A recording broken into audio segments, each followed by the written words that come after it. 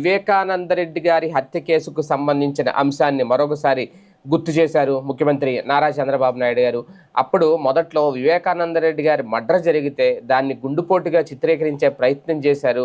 ఒక అసత్య అసాక్షి లో వచ్చిన కథనాల ఆధారంగా ఆయన కూడా ముందు నమ్మేశారట. నిజంగానే అది గుండెపోటుతో చనిపోయారేమో, అక్కడ ఏం జరగలేదేమో. తర్వాత చూస్తే మలుపులు తిరిగి సాయంత్రానికి అసలు విషయం బయటకు వచ్చింది. అయినా సరే తర్వాత 2 రోజులకి నారాసురవారి రక్త చరిత్ర అంటూ ఆయన చేతిలోనే ఒక కత్తి పెట్టి నన్నే చాలా మోసం చేశారంటూ మహానాడు వేదిక, ఎందుకంటే ఈ మహానాడు కడపలో జరుగుతుంది కాబట్టి అక్కడ వివేకానంద రెడ్డి హత్య కేసుకు సంబంధించిన అంశం ప్రస్తావించడం అనేది ఇప్పుడు అతిపెద్ద చర్చనీయాంశమైంది. ఒకసారి చంద్రబాబు నాయుడు గారు చేసిన కీలక వ్యాఖ్యలు ఏవైతే ఉన్నాయో వివేకానంద రెడ్డి గారి హత్య కేసుకు సంబంధించి ఒక్కసారి ఆయన మాటల్లోనే వినే ప్రయత్నం చేద్దాం.